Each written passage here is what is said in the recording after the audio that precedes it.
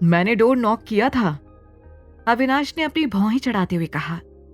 अविनाश की बात को सुनते ही नव्या को याद आया कि वो गलत नहीं था। नव्या ने आने के लिए कहा था। एक पल रुकने के बाद नव्या ने अपनी गलती छिपाते हुए अविनाश से पूछा, so what are you doing here? Navya की बात सुनते ही अविनाश को कुछ याद आया। उसने तुरंत नव्या से कहा, हाँ, मैं यहाँ आरव की नाइट ड्रेस लेने के लिए आया हूँ। वो आज मेरे साथ मेरे रूम में सोएगा। अविनाश की बात सुनते ही नव्या ने उसको अपनी भौहें चढ़ाते हुए देखा। कुछ देर सोचने के बाद उसने अविनाश को इशारा करते हुए कहा, his night dress is over there, help yourself. Navya ने कहा और तुरंत बाथरूम में चली गई। उसने अविनाश से यह भी नहीं पूछा कि आज आरव तुम्हारे साथ क्यों सो रहा है। वो बस इस हालत में अविनाश की नजरों से दूर जाना चाहती थी। शर्म से उसका चेहरा लाल हो रहा था। अविनाश भी आरव की नाइट ड्रेस उठाकर वहां से निकल गया। अविनाश जैसे ही अपने रूम में आया तो उसने देखा कि आरव सो गया था। उसने आरव के ऊपर आराम से ब्लैंकेट डाला और वहीं पास में बैठ गया। आरव को सोते हुए देखकर अविनाश को लगा कि आरव थोड़ा बहुत उसके जैसा ही दिखता है। उसे अचानक 5 साल पहले की वो रात याद आ गई जिसमें वो एक लड़की के साथ था। उसे ये भी पता नहीं था कि वो लड़की कौन थी और कैसी दिखती थी।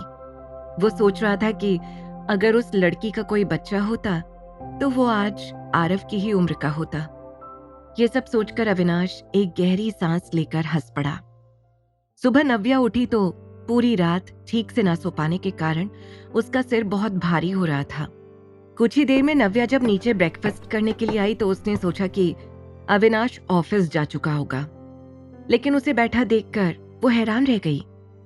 नव्या को देखकर अविनाश ने कहा, गुड मॉर्निंग। नव्या ने उसको देखकर एक स्माइल दी। आरव ने नव्या को देखकर पूछा, मम्मा, क्या आप कल रात अच्छे से नहीं सोई? आरव, कल रात ठीक से नहीं सो पाई, नव्या ने आरव से कहा और अपना ब्रेकफास्ट करने लगी। कुछ ही देर में नव्या अपना ब्रेकफास्ट खत्म करके उठने ही वाली थी कि तभी अविनाश ने उससे कहा, नव्या, मैं आरव को स्कूल छोड़ने जा रहा हूँ, मेरे साथ चलो, मैं तुम्हें ऑफिस छोड़ दूंगा।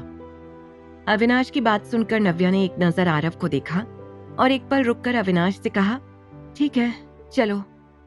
कुछ ही देर में नव्या और अविनाश ने आरव को स्कूल छोड़ दिया। नव्या के मन में कल रात को लेकर बातें चल रही थी। उसका चेहरा अभी भी ब्लश कर रहा था।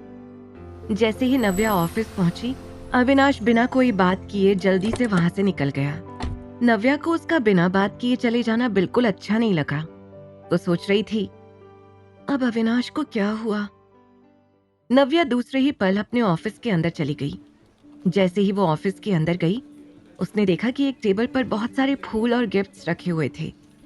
उसे बिल्कुल समझ नहीं आ रहा था कि आखिर ये सब किस लिए रखा हुआ है। वो ये सब सोच ही रही थी कि तभी सारा भी वहां आ गई। सारा, ये सब क्या है? नव्या ने सारा से पूछा। नव्या को लग रहा था कि कहीं ये सब सिन्हा फैमिली से तो नहीं आया।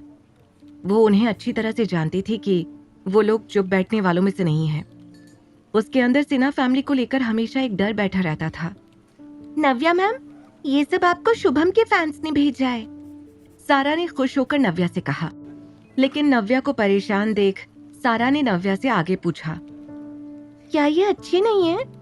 ये सब आपके लिए बहुत ही प्यार से लोगों ने भेजी है। नहीं, ये बहुत खूबसूरत लग रहे हैं, पर इतने सारे गिफ्ट्स। नव्या ने जल्दी ही स्माइल करते हुए सारा से कहा। नव्या ने सारा से कह तो दिया, लेकिन उसके मन में अभी भी उन गिफ्ट्स को लेकर सवाल चल रहे थे। उसका ध्यान बार बार सिन्हा फैमिली पर जा रहा था। नव्या को इस तरह परेशान देखकर सारा तुरंत समझ गई कि नव्या मैम के मन में कुछ तो चल रहा है। उसने नव्या को थोड़ा छेड़ते हुए कहा, ma'am, it's look like there is something wrong. Tell me honestly, is there something that is bothering you? या ये फूल आपके किसी फैन ने तो नहीं दिए? आगे की कहानी जानने के लिए देखें अगला एपिसोड सिर्फ पॉकेट FM के YouTube चैनल पर, और द रिटर्न के सारे एपिसोड्स को सुनने के लिए डिस्क्रिप्शन में दी लिंक से डाउनलोड करें पॉकेट FM ऐप।